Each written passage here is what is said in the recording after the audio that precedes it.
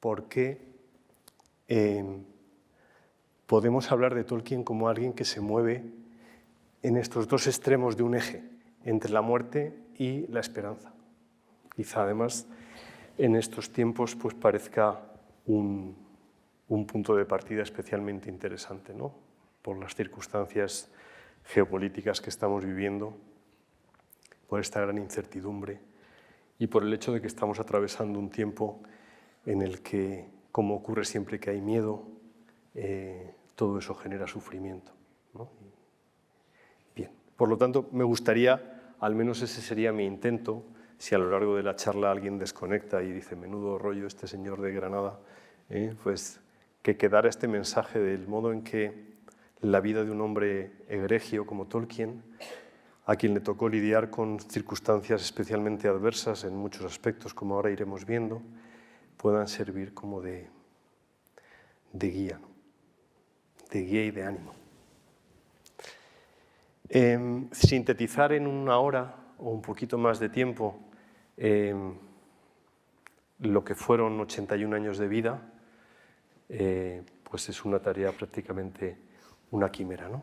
Pero voy a intentar dar algunas pinceladas que puedan servir para entender a qué me refiero cuando hablo de Tolkien como alguien que se mueve entre la esperanza y la muerte. Si se fijan en las coordenadas vitales de Tolkien, él nace a finales del siglo XIX y fallece en una época en la que ya podríamos decir que estamos plenamente inmersos en la modernidad. Hay una carta de los últimos años de Tolkien en la que él se lamenta, literalmente dice, de vivir en una época devota de lo fútil e instantáneo. Y esa carta está escrita en 1971. O sea, ya en el año 71 para Tolkien la vida, el mundo que le había tocado vivir, era un mundo devoto de lo fútil e instantáneo. Bien, por lo tanto, es alguien que vive a caballo de 2 siglos, pero sobre todo en una época especialmente apasionante. Sí, aquí seguro que hay gente que ha estudiado historia o que sabe mucha historia. Yo soy de los que piensa que el mundo, el antiguo régimen, se termina a partir de 1870. Me refiero al antiguo régimen no como noción política, sino como el antiguo modo de entender el mundo, ¿no? Eso que ha llamado Barbara Tuchman la torre del orgullo, ¿no? La torre del orgullo que empieza a ser derribada a finales del siglo XIX y que estalla en 1000 pedazos en las trincheras de la Primera Guerra Mundial. Tolkien vive esa época, ¿no? Tolkien vive la época del desvanecimiento de un mundo y el surgimiento de otro que está hecho con los añicos del mundo de ayer, ¿no? Vamos a intentar ver en ese arco temporal cuáles son los hitos fundamentales en los que se puede entender mejor. Porque si acierto, y ese es mi propósito hoy, si acierto a explicarles esas claves bien, lo que hagamos el jueves, día en el que pasaremos lista, así que el jueves podremos entender mejor algunas cuestiones en las cuales la obra de Tolkien es difícilmente comprensible sin referencias concretas a su vida.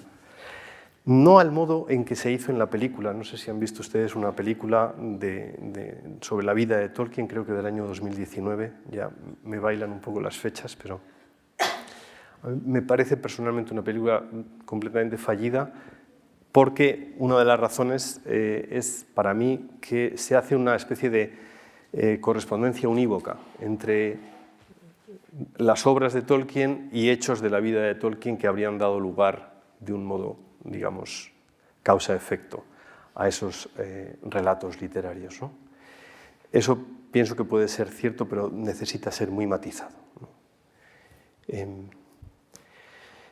Tolkien nace el 3 de enero de 1892, muy lejos de Inglaterra.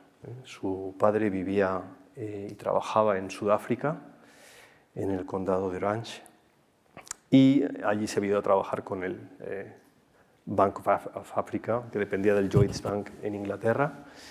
Y este era el aspecto que tenía Bloemfontein cuando Tolkien nació. En la iglesia que se ve al fondo de la calle es donde él fue bautizado. Y poco después de nacer él, nació su hermano Hilary, y el padre de Tolkien, Arthur, falleció repentinamente a causa de unas fiebres, y Tolkien quedó huérfano de padre cuando contaba tan solo 4 años y su hermano 2 años.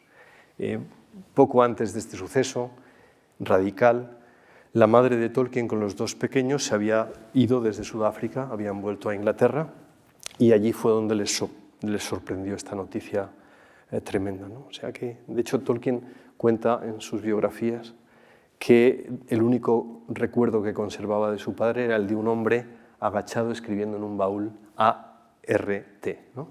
Las iniciales de la maleta que iban a llevar sus pequeñas pertenencias al país de origen, ¿no?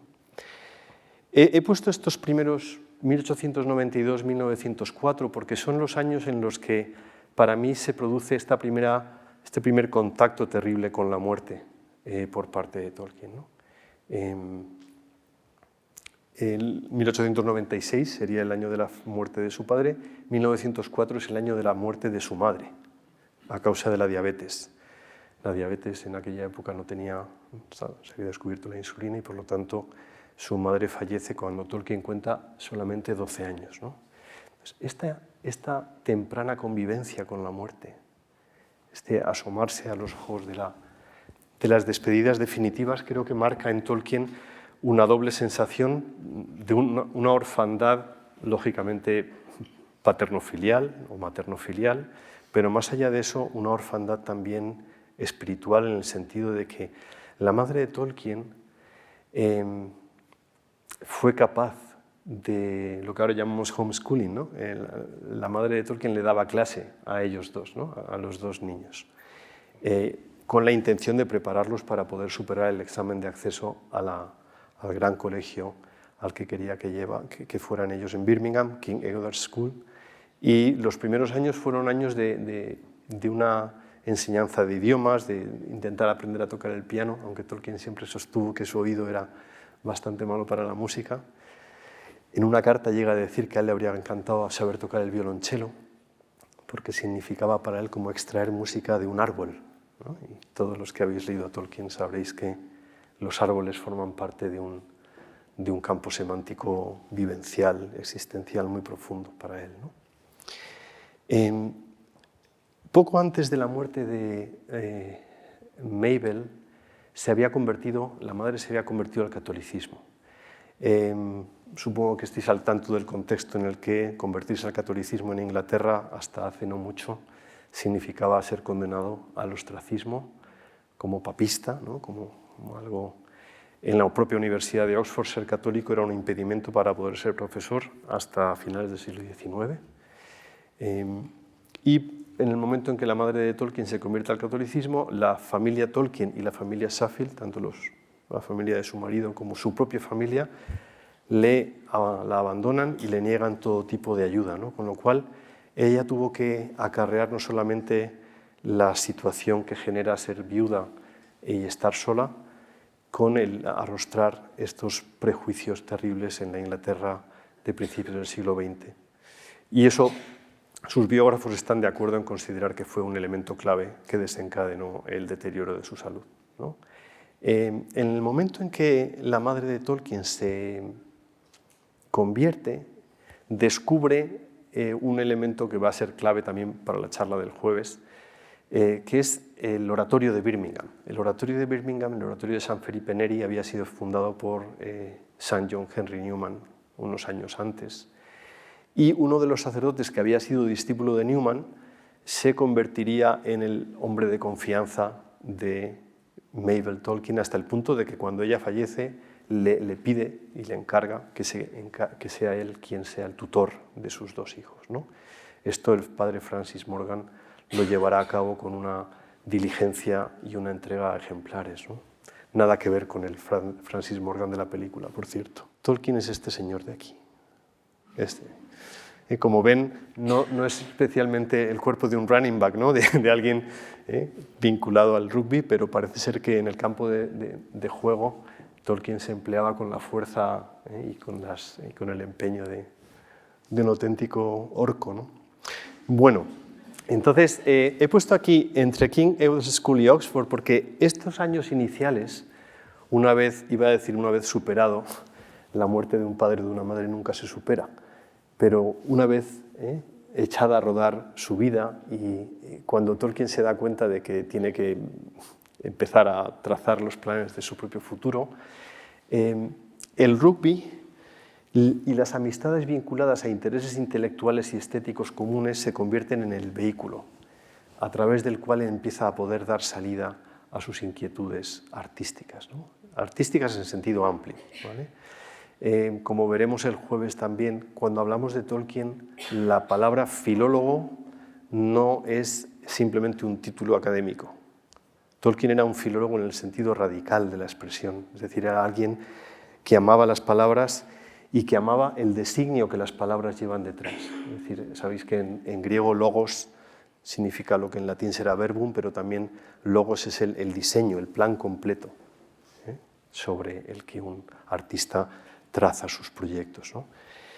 Tolkien es filólogo en ese sentido. Sí que me parece importante bucear en el hecho de que cuando hablamos de Tolkien hablamos de un mitólogo, en el sentido fuerte, es decir, de alguien que era capaz de encontrar en las palabras y en la historia evolutiva de los significados de las palabras la coherencia interna de la realidad.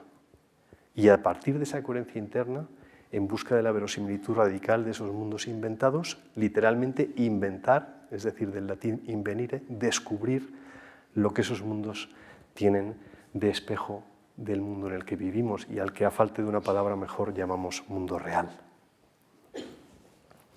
Estos intereses comunes se convierten un poco pues, en el Club de los Poetas Muertos, podríamos decir, si conocen esa película, ¿no?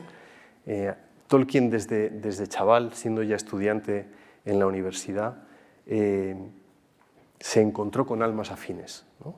Ya en King Edward's School ya tenía un grupo de otros 3 amigos y él, que se consideraban y se sentían llamados a encender, en sus propias palabras, a encender una antigua luz en el mundo, ¿no? Es decir, a recuperar por medio de las artes y de lo que a cada uno de ellos les interesaba este redescubrimiento.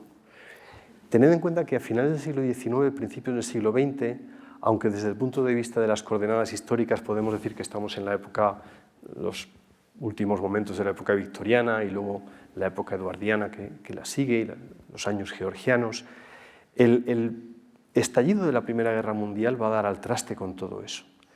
Pero la manera de mirar el mundo, esos ecos del romanticismo que yo creo que perviven y permean toda la época victoriana, estaban muy presentes. Y cuando uno lee las cartas de Tolkien pertenecientes a ese segmento temporal o lee las biografías que ha habido sobre su vida, yo recomiendo, más allá de lo que yo pueda decir esta tarde, todo está en los libros.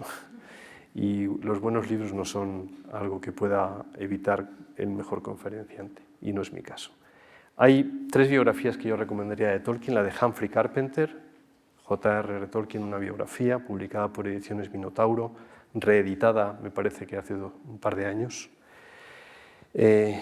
Con sus carencias, es un libro básico, carencias sobre todo porque en 1977 Humphrey Carpenter no sabía todo lo que sabe ahora, todo lo que se sabe ahora sobre Tolkien. El segundo libro que yo recomendaría es un libro de John Garth que se titula Tolkien y la Gran Guerra. Es un estudio biográfico de estos años clave en la formación del joven Tolkien. Y el tercer libro, creo que es de hace un año, hace 2, de Holly Ordway, se titula Tolkien's Faith, la fe de Tolkien. Ha sido publicado en español hace poquito, en una traducción excelente de Mónica Sanz. Esos 3 libros pueden ayudar a entender con muchísima más profundidad cuál era el alcance de este afán romántico en el mejor sentido. No sé si ustedes participan de esta sensación general de que cuando alguien dice que hay un espíritu romántico dentro de él, pues estábamos como criticándolo, como si el idealismo de suyo ya fuera algo malo, ¿no? Dice Clive Staples Lewis, el gran amigo de Tolkien, el autor de las Crónicas de Narnia, en su reseña de 1954 sobre El Señor de los Anillos, arrancaba diciendo que en esta época casi patológica en su antirromanticismo, El Señor de los Anillos era como un relámpago en un cielo claro. Esta época casi patológica en su antirromanticismo. Yo le quitaría el casi. Sobre todo cualquiera que haya visto o que vea las noticias o lea los periódicos de modo habitual, pues se habrá dado cuenta de que el cinismo se ha enseñoreado de nuestra vida, ¿no? Y por lo tanto el antirromanticismo se convierte en esta mirada sobre la realidad, ¿no? Bien, como ven ustedes, mi cabeza es como bárbol, se va por las ramas y por eso, aunque soy bastante enemigo de los PowerPoint, creo que puede servir tener la imagen para ir volviendo al redil cada vez que yo me vaya por las ramas. En esos años iniciales, después de esa orfandad a la que me refería antes, el padre Francis Morgan se encarga de los dos niños y, cuando ya Tolkien tiene 16 años, los lleva a una casa de huéspedes. Y en una de las plantas vive esta persona que tienen ustedes aquí, que se convertirá en el primer y único amor de Tolkien, en su esposa, en la madre de sus 4 hijos, Edith Mary Bratt. Esta foto que tienen aquí es un rincón de Warwick, la pequeña ciudad en la que Edith estuvo viviendo durante un tiempo después de su conversión al catolicismo, ¿no? En mi experiencia, cuando uno habla de la mujer de Tolkien, todo el mundo habla de esto. Para los que no están familiarizados con la obra de Tolkien, una de las historias que Tolkien inventó, quizá de las más hermosas y por tanto también de las más terribles, es la historia de Beren y Lúthien. Son 2 personajes de su mitología. Y el propio Tolkien llegó a identificar, ¿no? En algunas cartas a alguno de sus hijos dice explícitamente ella, refiriéndose a su esposa, ella era, y lo sabía, mi Lúthien, ¿no? Pero ha habido mucha gente que ha sublimado esto, me refiero a lectores, y que han convertido a esta mujer en una especie de criatura élfica. Y ojo con eso, me parece que es limitar y a la vez hacer algo que es muy característico, o le pasa muchas veces a los lectores de Tolkien, ¿no? Que es transfigurar la vida de Tolkien y leerla a través de las obras de Tolkien, ¿no? De manera que al final se produce una identificación entre las personas y las situaciones del mundo que llamamos de la vida o de la biografía de Tolkien, con situaciones, escenas concretas de sus obras, ¿no? Lo que hemos dicho antes respecto de este biopic de 2019 sobre Tolkien. El hecho de que Tolkien llegase a considerar a su mujer, o de que en las lápidas del cementerio en el que están los 2 enterrados aparezcan escritos esos dos nombres, no oculta el hecho de que sus vidas no fueron las vidas que podemos imaginar de una historia de amor, pues no sé, idealizada, sino todo lo contrario. Yo recomendaría, para quien esté más interesado en profundizar en esto, la lectura de una de las cartas más interesantes del epistolario publicado de Tolkien a día de hoy, también publicado por Ediciones Minotauro, en la que Tolkien le cuenta a su segundo hijo, a Michael, su historia de amor con su... O sea, es un poco decirle, hijo, te voy a contar mi historia de amor con tu madre. Y es una historia en la que Tolkien habla en cierto modo, de una equivocación. No de una equivocación de me casé con tu madre y no debía haberlo hecho, no. De una equivocación en el sentido de que la había convertido en el motor de su idealismo. La había transformado en una estrella conductora. Esto es una expresión de Tolkien. Sin caer en la cuenta de que la persona a la que amamos no es una estrella conductora, sino una compañera de naufragio. Para el que quiera leer esto, son páginas 62 a 71, me parece, que bucee en eso, porque es la carta de un Tolkien ya maduro que le escribe a uno de sus hijos que está pensando en ese momento, discerniendo si casarse, si no casarse, y le habla de esa experiencia, ¿no? De lo que él hizo mal en su historia de amor, de convertir a la persona de la que se había enamorado en el ideal y en el motor de su propia vida. Hasta cierto punto había empezado a vivir su vida a través de ella. Y eso llevó a ciertos desajustes, según reconoce el propio Tolkien, que causaron amargura y oscuridad en los años que vinieron después, ¿no? Alguno de ellos vinculado, de hecho, al modo en que Tolkien no fue suficientemente delicado a la hora de forzarla a ella a convertirse del anglicanismo al catolicismo, ¿no? Bien, ya digo, yo voy a ir lanzando también anzuelos por si a alguien le interesa. Todo esto está muy bien explicado en las biografías que he explicado, que he comentado antes. Esta es una foto de Edith en el momento más o menos en que se conocieron. Ella era 3 años mayor que él y ante la necesidad para Tolkien de poder entrar en Oxford y poder dedicarse a una carrera académica, el padre Francis Morgan le prohibió ver a Edith hasta que cumpliese la mayoría de edad. Y por lo tanto, cuando él tenía 18 y ya tenía 21 ya, de los 18 a los 21 años, Tolkien ni escribió ni volvió a ver a Edith. Esos 3 años también fueron, a mi juicio, una época agridulce, pero también a los ojos de un idealista romántico como era Tolkien, según sus propias palabras, también fueron un momento de fortalecimiento tremendo de su amor por ella. De un amor quizá deformado por ese idealismo, pero de un amor al fin y al cabo, ¿no? De manera que la noche en que cumplió 21 años, le escribió una carta, mientras tanto ella se había comprometido con otro chico, pensando que Tolkien se habría olvidado de ella. Entonces Tolkien le pidió, por favor, no sé si por favor o cómo, pero le pidió que rompiera con el otro chaval y bueno, se reanudaron el trato y finalmente se casaron justo antes de que Tolkien marchase a las trincheras.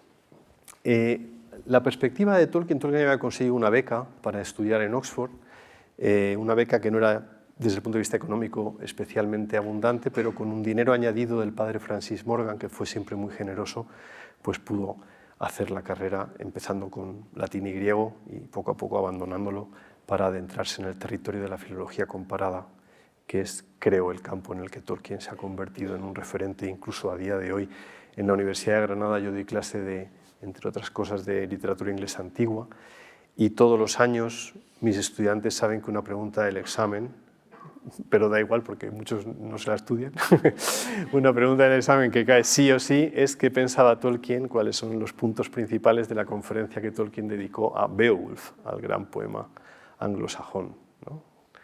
Y o sea, a día de hoy Tolkien sigue siendo una autoridad a la que hay que referirse a la hora de estudiar esa obra fundacional de la literatura en lengua inglesa, ¿no?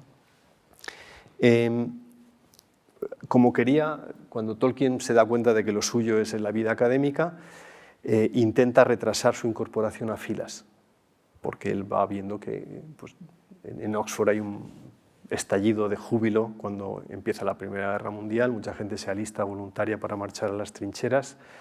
No sé si habéis visto una película de Steven Spielberg que se llama War Horse, Caballo de Batalla. También ahí hay una secuencia que parece ser que es histórica, de una carga de caballería de los ingleses contra las ametralladoras alemanas, que creo que refleja muy bien ese punto todavía de idealismo y también de estar fuera del tiempo y del espacio de los británicos, de una manera de luchar todavía al estilo de la carga de la brigada ligera, ¿no? Según el poema de Alfred Lord Tennyson. Esta manera de entender el mundo todavía a la antigua, sin darse cuenta de que la Primera Guerra Mundial, lejos de ser la guerra que terminaría con todas las guerras, iba a ser el principio de un momento terrible para la humanidad, ¿no? Que se prolonga hasta nuestros días.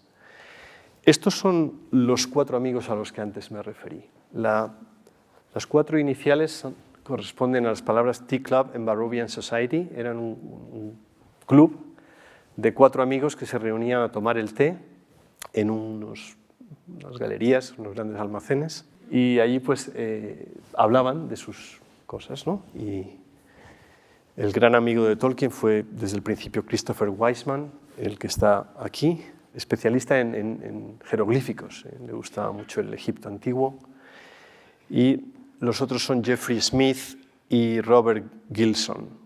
Estos 4 amigos son los que se convertirán en el sustento estético e intelectual de Tolkien, ¿no? Y a partir de ahí, las amistades de Tolkien vinculadas al ámbito académico, reunidas en torno a intereses comunes, serán muy normales, casi una especie de apoyo para el resto de su vida, ¿no? Digo que Tolkien intentó retrasar todo lo que pudo su incorporación a filas, sirvió al principio como subteniente de caballería, en la zona de Kent, la zona del sureste de Inglaterra, Yo creo que ahí hay una inspiración, esos paisajes tienen mucho que ver, yo creo, con los jinetes de Rohan y todo esto, que luego aparecen en sus libros.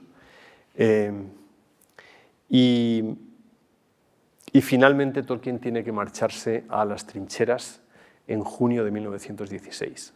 Un poquito antes, viendo las listas de bajas a miles que llegaban desde Francia, Tolkien y su mujer deciden casarse antes de que él se marche, en la expectativa más que probable de que él falleciera, ¿no? Y imaginaos lo terrible del momento, ¿no? He puesto aquí La Gran Guerra del 14 al 18, Goodbye to All That, es una obra escrita por Robert Graves y creo que sintetiza muy bien el espíritu de la época, ¿no? La Gran Guerra, la Primera Guerra Mundial, fue el adiós a todo lo anterior. Fue una especie de reseteo del mundo, pero a partir de un mundo hecho añicos, ¿no? De un mosaico de piezas descolocadas, sobre las cuales sería dificilísimo volver, ¿no? Y que serían el germen, como todos ustedes saben, a partir de la paz de Versalles, de la Segunda Guerra Mundial años después, ¿no? Tolkien sirvió como teniente de señales, merced a su dominio de los idiomas.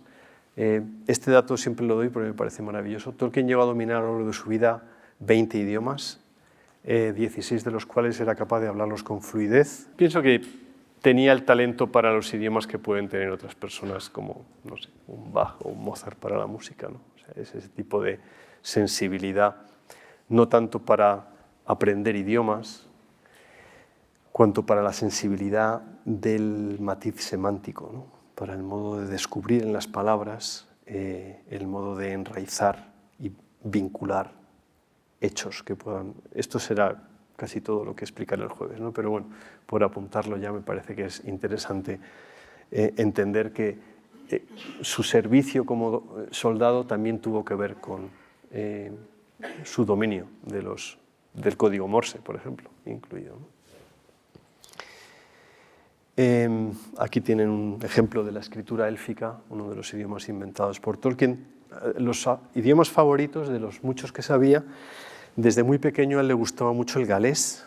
En torno al galés desarrolló un idioma inventado, la lengua sindarin de los elfos.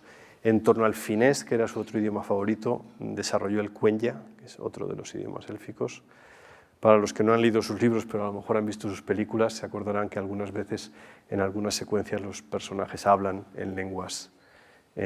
Pues estas lenguas tienen su desarrollo gramatical y sintáctico y su flexión verbal y sus declinaciones se pueden escribir y leer. Yo no tengo ni idea de escribirlo, o sea que sé 2 o 3 palabras, así para andar por casa, pero hay gente que ha trabajado en esto y tienen su vinculación con idiomas que diríamos del mundo real, que a Tolkien le interesaban sobre todo desde el punto de vista fonético, desde el punto de vista del sabor, de cómo los determinados sonidos nos producen atracción o repulsión, ¿no? Si alguno ha leído El Señor de los Anillos se acordará de que todo lo vinculado con la lengua negra de Mordor o con los orcos es una lengua gutural y áspera al oído, ¿no? Mientras que la lengua de los elfos parece más dulce, más predominan otro tipo de matices fonológicos, ¿no? Para Tolkien existía esta correlación entre fondo y forma, entre el modo en que la palabra es capaz de crear y de dar lugar a un tipo concreto de comprensión del mundo, ¿no? A la vez que lo alumbra, le da explicación desde el punto de vista del sentido, ¿no? Tolkien llega a decir una carta a su hijo: yo escribí El Señor de los Anillos para explicar que un saludo habitual en la Tierra Media es Elen sila lumen omentielvo. Una estrella ilumina el momento de nuestro encuentro. Una estrella como estas, ¿no?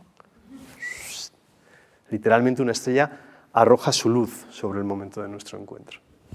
Así es como se saludan los elfos. Si es así como se saludan a los elfos, el mundo en el que ese saludo adquiere coherencia no puede ser el mundo de las bandas callejeras. Tiene que haber un mundo, un contexto cultural en el que ese saludo dé explicación y dé razón de una manera de mirar el mundo, en el cual la luz de las estrellas, que para los que han leído el Silmarillion se acordarán que es lo primero que los elfos vieron al abrir los ojos, aún sigue transmitiendo este eco de una creación original. Como pueden ver ustedes, detrás de estas ideas lo que hay es una conciencia. Esto es una convicción personal, igual estoy equivocado, pero pienso que Tolkien participaba de una conciencia vinculada también a su historia personal, de que la historia de la humanidad era la historia de una progresiva decadencia. Pero que en esa historia de una progresiva decadencia siempre había posibilidad de una recuperación. ¿Se entiende a lo que me refiero? No de la recuperación del mal estudiante, ¿eh? Me refiero a la recuperación de recovery, ¿no? de recuperarse, de sacar fuerzas otra vez adelante, ¿no? Y en cierto modo toda su vida, como les decía al principio, se mueven estas dos coordenadas, ¿no? El modo en que la muerte es una constante, pero a la vez es una constante el modo en que la esperanza es indómita y vivifica la amenaza constante que supone la conciencia de que vamos a morir, ¿no? Entre 1926 y 1955, digamos que Tolkien vive en la vida académica de Oxford, ¿no? Digamos que son los años en los que él nacen sus hijos, los cría, da sus clases, escribe sus tratados científicos, hasta que a finales de la década de 1920 aparecerá en su imaginación un personaje llamado Bilbo Bolsón, a partir del cual, pues sin saberlo él, y por supuesto menos aún Bilbo, toda su vida va a cambiar, ¿no? Y probablemente la vida de muchos de los que estamos aquí. Bueno, estos son los jardines de Oxford. Estos son los años, digamos, en los que fermenta todo lo que Tolkien había ido leyendo, aprendiendo, etc., se convierte en el momento de la eclosión. Christopher Tolkien, uno de los hijos de Tolkien, el tercero, dice en el prefacio a uno de sus libros, publicados póstumamente: mi padre empezó a escribir la mitología posterior del Silmarillion bajo intenso fuego de artillería. Es decir, ya en las trincheras Tolkien había empezado a atisbar lo que luego sería su mitología, una mitología que él quería escribir y dedicar a su país, a Inglaterra. Y estos son los años en los que Tolkien compatibiliza su trabajo académico como filólogo y sus clases con la escritura. Quizá ustedes saben que el origen del Hobbit está en un papel en blanco. Tolkien, aparte de su sueldo como profesor, siendo padre de familia numerosa, necesitaba dinero extra y corregía exámenes, que es, a todos los que estáis aquí, que sois profesores, seguro que estáis conmigo en que es la parte peor de ser profe. Corregir exámenes es algo aburridísimo y a veces incluso, salvo algunos momentos puntuales que puedes sacar respuestas para una antología del disparate, en general es una tarea ardua y muy, muy tediosa, ¿no? En un examen que un alumno había dejado en blanco, Tolkien escribió: "In a hole in the ground there lived a hobbit". En un agujero en el suelo vivía un hobbit. Y así se quedó la frase. No penséis que Tolkien de un tirón escribió el Hobbit. Ese fue el inicio. Tolkien se planteó: ¿cómo continuar a partir de aquí? ¿Qué es un hobbit? Pero no qué es un hobbit como elemento, como personaje argumental, sino qué significa la palabra hobbit. Esa era la manera en que la imaginación de Tolkien funcionaba. Ese cuento que Tolkien le leía, inventado a sus hijos por las noches antes de que se fueran a dormir, fue creciendo y creciendo. Y ninguno de los hijos de Tolkien supo nunca precisar en qué momento empezó a contarles su padre ese cuento, pero a finales de los años 20 las historias de Bilbo empezaron a crecer. Y hasta que Tolkien lo concluyó, cuando los niños ya estaban durmiendo, transcribía lo que les acababa de contar en su estudio y cuando terminó el cuento lo dejó en una carpeta y allí se quedó, sin intención de publicarlo. Imaginaos en nuestra época, que todo el mundo está detrás del siguiente Harry Potter, que alguien escriba algo como El Hobbit y no tenga intención ninguna de publicarlo. Bueno, pues una chica, una alumna que iba a clases particulares a casa de Tolkien, descubrió el manuscrito, le pidió a Tolkien permiso para llevárselo a una amiga suya que trabajaba en una editorial en Londres. El manuscrito fue entregado a un niño de 9 años, hijo del dueño de la editorial. El niño de 9 años, Rainer Unwin, hizo un informe que es la envidia de cualquier buen crítico literario, porque está escrito desde la inocencia y la sabiduría de un chaval. Si pueden tienen ocasión de leer alguna de estas biografías que les he dicho, que incluyen el informe, es un informe delicioso, ¿no? Y además el niño al final decía, este libro gustará a los chavales entre no sé cuántos y tantos años y merece ser publicado. O sea, un chaval que ya prometía ser un auténtico fenómeno del mundo editorial.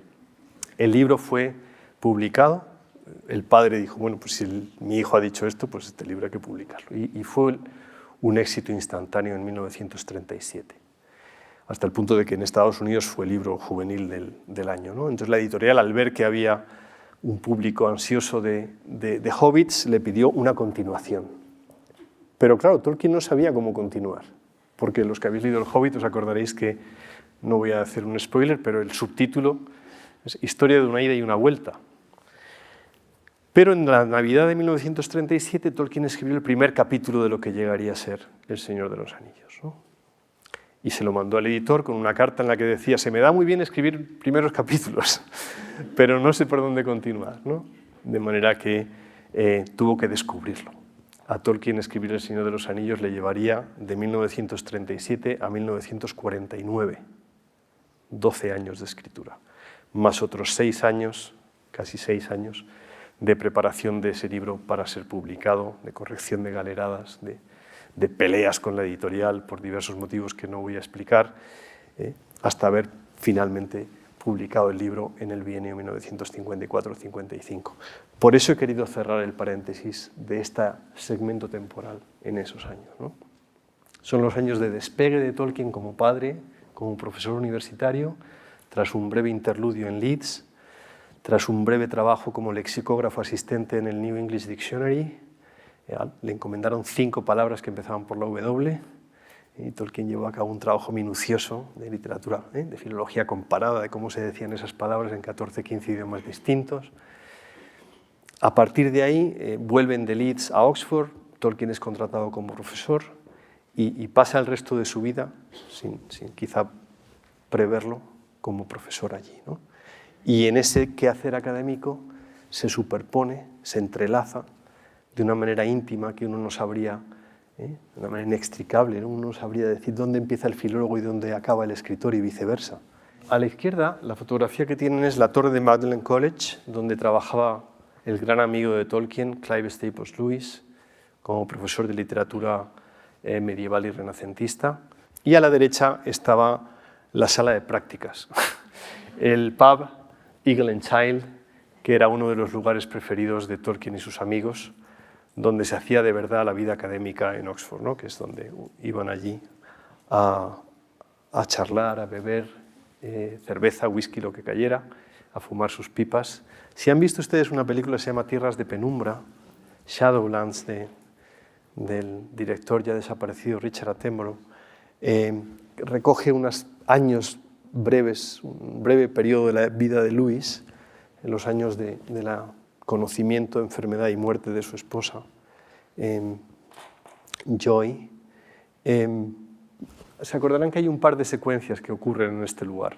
Parece ser que ahora mismo este lugar está en pleno proceso de reconstrucción y durante unos años ha habido hasta incertidumbre respecto de cuál iba a ser el destino del lugar, que es lugar de peregrinación para mucha gente que visita Oxford, ¿no? No solamente era este, había otros 2 pubs también muy visitados por los Inklings, incluso en la época de carestía de cerveza provocada por la Segunda Guerra Mundial. Hay que tener claras prioridades. Y he puesto estas 2 fotos porque me parece interesante ver cómo la vida académica, para los que nos dedicamos a la universidad, estas personas eran... Ya no hay gente así. No sé, por acabar rápido. O sea, incluso gente a la que yo admiro. Yo tengo un profesor especialista en Tolkien que sabe 9 idiomas. Y uno dice, caramba, sí, pero Tolkien sabía 20. No sé cómo decirlo, ¿no? O sea, es un poco burdo lo que les estoy diciendo, pero es para que se hagan idea de cómo esta historia de una progresiva decadencia también nos afecta. El nivel que tenían estas personas de conocimiento. Hay un libro escrito por Clive Staples Lewis sobre la literatura inglesa del siglo XVI, a excepción del teatro. Las primeras 87 páginas del libro están escritas a partir de la lectura de 250 libros distintos, solo sintetizadas en esas escasas 90 páginas.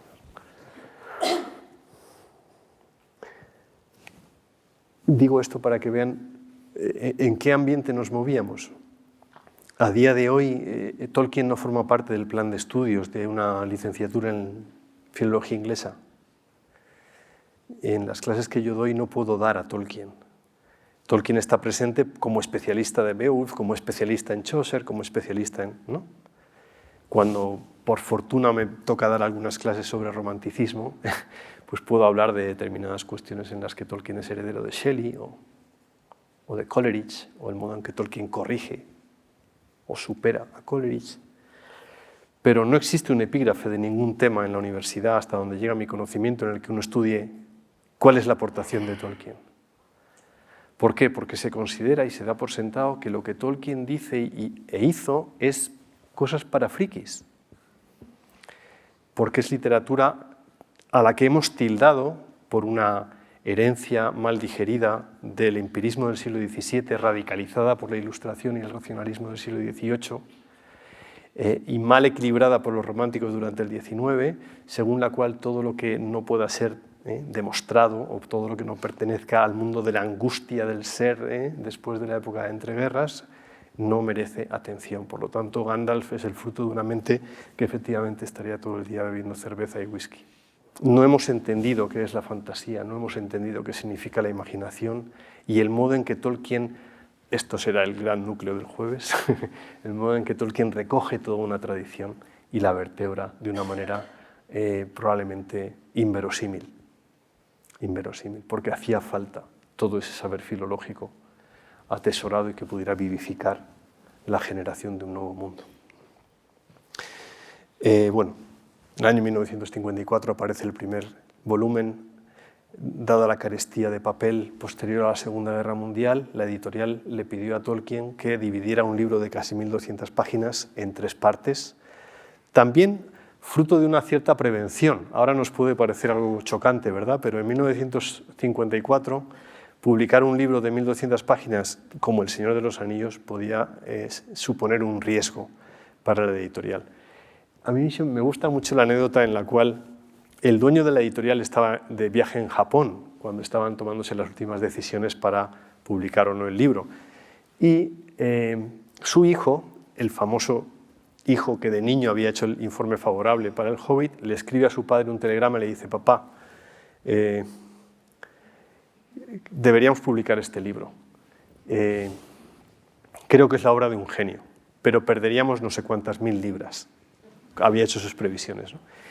Respuesta del padre: si crees que es la obra de un genio, bien podemos permitirnos perder no sé cuántas 1000 libras. Hay toda la flema británica en esa respuesta, pero tan sabia, ¿verdad? Es decir, no solamente iban a perder nada, sino que se iba a convertir en la gallina de los huevos de oro, ¿no? Esa sobrecubierta está diseñada por el propio Tolkien. A lo largo de su vida, Tolkien había desarrollado un talento especial para el dibujo, sobre todo para el paisajismo, más que para la... no era un buen pintor figurativo, pero creo que era un gran dibujante, sobre todo, y un maestro del modo de dar color. Muchos de los diseños que aparecen de su heráldica, vinculados a su mitología, están diseñados por el propio Tolkien y han ejercido una influencia duradera en otros artistas que han venido después y que han realizado su obra inspirándose en las creaciones de Tolkien, los diseñadores de producción de las películas de Peter Jackson, por ejemplo, o los que están ahora al frente de la serie producida por Amazon. Bueno, aquí a la izquierda tienen ustedes un fotograma de la versión que se hizo en dibujos animados en 1978, que desde mi punto de vista es en muchos aspectos muy superior a la de Peter Jackson respecto del tratamiento del material original. Bien, y con eso vamos llegando al final, todo lo que se puede llegar al final de la consideración de una vida, ¿verdad? Yo he intentado ser, en cierto modo, descriptivo, en cierto modo, hasta cierto punto con prudencia, un hermeneuta, pero sopesar el valor de la vida de un ser humano sea alguien extraordinario o sea cualquier ser humano, es algo que está mucho más allá de, no solo de mi capacidad, sino que creo que de la capacidad y del deber hacer de cada persona, ¿no? Pero creo que en el caso de Tolkien, estos jalones que he intentado darles tienen que ver con esa conciencia permanente, revisada, paradójicamente revitalizada, del modo en que la muerte es un catalizador de la vida, ¿no? Para los que de ustedes han leído la obra de Tolkien, se acordarán que Tolkien inventa dos razas, los elfos y los hombres. Los hombres mortales, según la propia aposición que Tolkien inventa para los hombres, están destinados a morir. ¿Es? Mortal men doomed to die. No condenados, sino destinados. Es decir, en la mitología de Tolkien los hombres llegan a la Tierra Media con el don del Creador de ser mortales. Esto a los elfos les produce una incomprensión radical. Y por lo tanto, al desdoblar en estas dos razas, los hombres mortales, los elfos inmortales, lo que Tolkien estaba, creo, haciendo era redescubrir nuestra naturaleza. Todos los que estamos aquí, llegará el día en que nos iremos. Y en todos nosotros habita, en condiciones normales, un afán de permanecer. La parte artística del ser humano es lo que Tolkien vincula a lo élfico. Los elfos son artistas puros en la mitología de Tolkien. Y por lo tanto, su potencial pecado es el apropiarse de la obra de sus manos. En cierto modo, el pecado mortal de los elfos es el narcisismo. Es el afán de posesión de aquello que han... Mientras que el pecado mortal de los hombres mortales de la Tierra Media es querer prolongar la vida. Los alumnos aventajados que de aquí seguro que han leído la mitología completa de Tolkien se acordarán de lo que trata la serie de Amazon, ¿no? De la segunda edad del mundo, en la cual los hombres quieren arrebatar a las potestades por la fuerza la inmortalidad. Entonces, me parece muy interesante desde el punto de vista antropológico el modo en que Tolkien, al desdoblar en su obra artística, en su obra literaria, estas dos maneras de entender la vida, ofrece claves para entender exactamente cuál es el sentido. Eso que Viktor Frankl llamaba, ¿verdad?, el hombre en busca del sentido. ¿Cuál es el sentido de nuestro paso por la Tierra? Y en cierto modo creo que la profundidad de campo que uno adquiere cuando se zambulle en las páginas de la Tierra Media también está vinculado a estos modos de atarnos a los ciclos cronológicos, ¿no? Y por tanto a la nostalgia, y por tanto a la amenaza de la melancolía, o por el contrario a la superficialidad, a vivir la vida como quien la vive sin darse cuenta, ¿no? ¿Os acordáis de Henry David Thoreau, el trascendentalista norteamericano, discípulo de Emerson? Fui a los bosques porque quería extraer a la vida todo el meollo y dejar de lado todo lo que no fuera la vida.